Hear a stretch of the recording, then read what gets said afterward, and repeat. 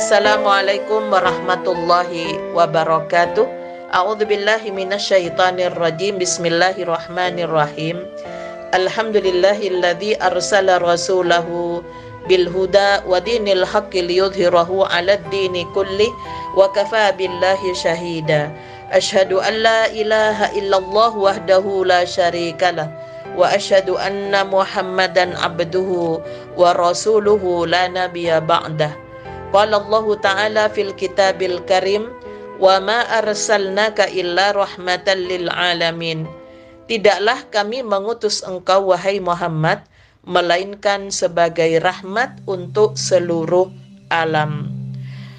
Pada Quran surat Al-Anbiya ayat 107 Allah memberikan penjelasan bahwa Rasulullah sallallahu alaihi wasallam diutus merupakan rahmat bagi sekalian alam. Kita merenungkan sejenak makna kedatangan atau kehadiran Rasulullah sallallahu alaihi wasallam yang tidak saja bagi umat Islam tetapi bagi umat manusia di seluruh dunia. Kita sedikit membicarakan mengenai Madinah yang beliau dirikan begitu beliau hijrah dari Mekah ke Yasrib, yang setelah itu diganti dengan nama Madinah. Dan kita mencoba memahaminya sebagai suatu yang mengarah kepada pengertian tentang masyarakat yang beradab, yang bermadaniyah karena tunduk kepada aturan atau hukum yang diambil dari kata dana yadinu, artinya tunduk. Untuk itu, agama juga disebut din dalam bahasa Arab yang artinya suatu ajaran mengenai kepatuhan atau ketundukan. Dalam hal agama Islam adalah kepatuhan atau ketundukan karena sikap pasrah kepada Allah Subhanahu wa Ta'ala. Para ahli sejarah di zaman modern satu persatu mulai mengakui bahwa eksperimen Madinah merupakan percobaan pertama dalam sejarah umat manusia untuk mendirikan suatu masyarakat yang cirinya ialah tunduk kepada hukum dan tidak kepada penguasa. Oleh karena itu Al-Quran banyak sekali bicara tentang Fir'aun sebagai contoh dari seorang penguasa yang menuntut rakyatnya untuk tunduk kepadanya. Seorang tokoh penguasa yang memenuhi istilah Jawa pandito ratu, sehingga semua ucapannya menjadi hukum. Lalu ada istilah sabdo pendito ratu. Dalam agama Islam hal itu tidak dibenarkan. Kalau Rasulullah bertindak sebagai pandito, kalau boleh disebut begitu, hanyalah berkenan dengan hal yang murni berkaitan dengan keagamaan. Di luar itu, beliau menggunakan musyawarah. Salah satu yang sudah kita ketahui dari Nabi kita ialah apa yang difirmankan Allah bahwa beliau diutus untuk menjadi rahmat bagi seluruh umat manusia.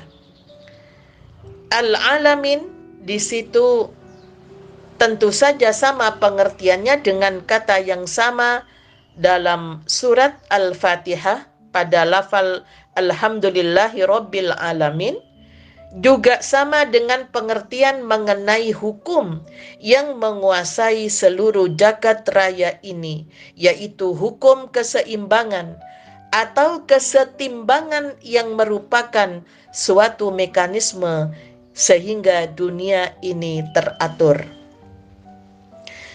Maka kalau Muhammad Rasulullah sallallahu alaihi wasallam itu disebut sebagai rahmat bagi seluruh alam, dengan sendirinya manfaat serta hikmah dari kehadiran beliau tidak hanya dinikmati oleh mereka yang kebetulan percaya kepada beliau, yang di dalam Al-Quran selalu diidentifikasi sebagai orang-orang yang beriman. Tetapi bahwa diakui atau tidak, beliau juga membawa rahmat bagi seluruh umat manusia. Pemirsa dan pendengar yang dirahmati oleh Allah, puncak karir Rasulullah Sallallahu Alaihi Wasallam dari segi penyampaian misi suci beliau atau risalah beliau ialah ketika beliau berhasil menyelenggarakan atau menjalani ibadah haji, dan merupakan satu-satunya yang beliau lakukan setelah hijrah pada tahun ke-10 Hijriah. 80 hari setelah haji itu beliau wafat, sehingga hajinya disebut sebagai haji wada, yaitu haji perpisahan. Peristiwa yang paling penting dalam haji perpisahan itu yang dicatat oleh semua ahli hadis dalam riwayat yang mutawatir ialah ketika beliau mengucapkan khutbah atau pidato perpisahan yang disebut juga dengan khutbatul wada. Sebetulnya pidato itu tidak hanya satu kali, melainkan seperti dideteksi atau dipelajari para pakar, paling tidak ada 4 kali. Yang pertama pada tanggal 7 Dzulhijjah.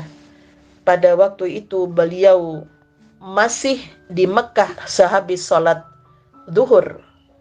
Kemudian yang kedua, ketika beliau menjalani haji pada saat jamaah haji Ukuf di Arafah tanggal 9 Dzulhijjah. Kemudian yang ketiga ialah pada hari Nahar atau hari Idul Adha tanggal 10 Dzulhijjah. Sekalipun untuk orang yang naik haji tidak perlu merayakan Idul Adha, tetapi beliau mengucapkan pidato di Mina. Dan yang keempat ialah pada hari ketiga setelah hari Idul Adha, yaitu tanggal 13 Dzulhijjah, beliau mengucapkan pidato lagi.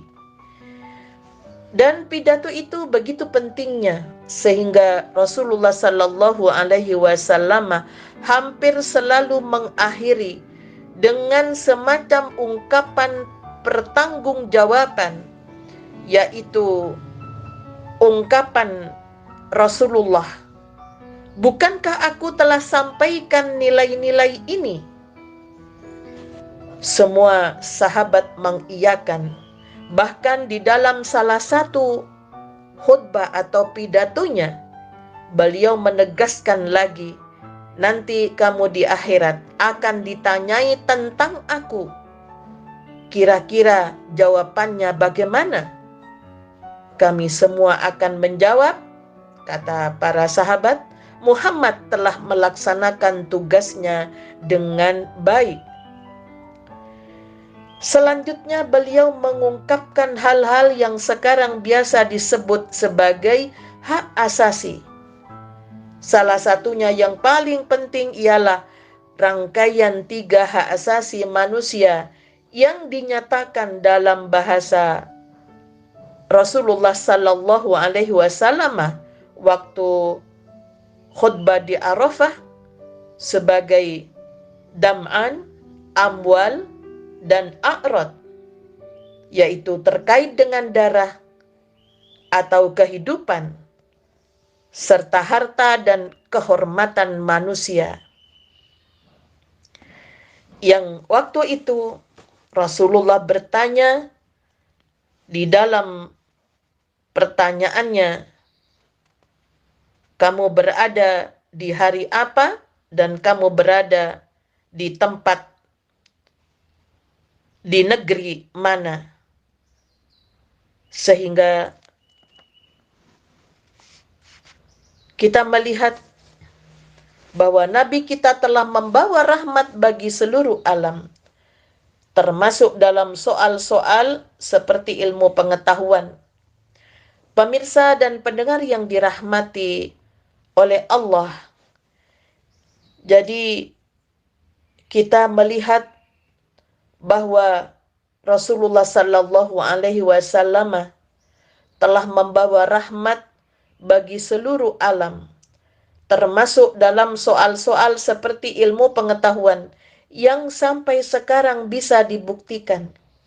Banyak sekali istilah-istilah ilmu pengetahuan modern yang merupakan sumbangan dari Islam, seperti angka Arab dengan keajaiban mengenai konsep nol, sehingga para ahli mengatakan bahwa temuan umat manusia yang paling penting sepanjang sejarahnya bukan kereta api, bukan pesawat, bukan roket, namun temuan umat manusia yang paling penting ialah roda, dan roda itu barang bundar. Dan dalam soal simbol temuan umat manusia, yang paling penting ialah angka 0. Ini yang patut kita renungkan agar kita memahami bahwa Rasulullah Muhammad sallallahu alaihi wasallam, sebagaimana yang difirmankan oleh Allah pada Quran surat Saba ayat 28, "Wa ma arsalnaka illa kaffatan linnasi basyiran wa nadhiran walakinna aktsaran nasi la ya'lamun." Dan kami tidak mengutus engkau Muhammad melainkan kepada semua umat manusia sebagai pembawa berita gembira dan sebagai pemberi peringatan, tetapi kebanyakan manusia tidak mengetahui bahwa apa yang dibawa oleh Rasulullah sallallahu alaihi wasallam itu banyak sekali terkait dengan petunjuk-petunjuk di dalam kehidupan manusia di dunia dan di akhirat nanti. Maka Islam adalah agama universal yang artinya ajarannya sesuai dengan segala zaman dan tempat. Tetapi penyebaran nilai-nilai Islam tidak selalu melalui jalur formal, seperti melalui orang yang secara nyata dan secara formal beriman kepada Rasulullah sallallahu alaihi wasallam, namun banyak sekali ilmu pengetahuan dan nilai-nilai Islam yang kemudian diambil oleh bangsa-bangsa lain. Hal ini mungkin sesuatu yang mesti kita renungkan kembali dalam rangka memahami bahwa Nabi kita Muhammad sallallahu alaihi wasallam kehadirannya membawa rahmat bagi seluruh umat manusia. Dan kita diperintahkan oleh Allah agar senantiasa melanjutkan apa yang telah dilakukan oleh Rasulullah berkaitan dengan tegaknya agama, sehingga di dalam menegakkan risalah Islam pada Quran surat Al-Ahzab ayat 39, alladzina yuballighuna risalatillahi wa yakhshawnahu wa la yakhshawna ahadan illallah wa kafa billahi hasiba. Yaitu orang yang menyampaikan risalah-risalah Allah. Mereka itu takut kepada Allah dan tidak merasa takut kepada siapapun selain kepada Allah, dan cukuplah Allah sebagai pembuat perhitungan. Kemudian pada ayat berikutnya, ayat 41 sampai 43, kita sebagai umat Rasulullah sallallahu alaihi wasallam diperintahkan untuk ya ayyuhalladzina amanu dzkurullaha dzikran katsira, untuk memperbanyak ingat kepada Allah. Kemudian wasabbihuhu bukrata wa asila, untuk senantiasa bertasbih mensucikan Allah baik di waktu pagi maupun petang.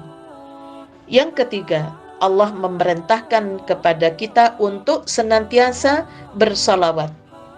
Huwallazi yusalli alaikum wa malaikatuhu liyukhrijakum minadh-dhulumati ilan nur wa kana bil mu'minina rahima. Dialah yang memberi rahmat kepadamu dan para malaikatnya, memohonkan ampunan untukmu, agar dia mengeluarkan kamu dari kegelapan kepada cahaya yang terang, dan dia maha penyayang kepada orang-orang yang beriman.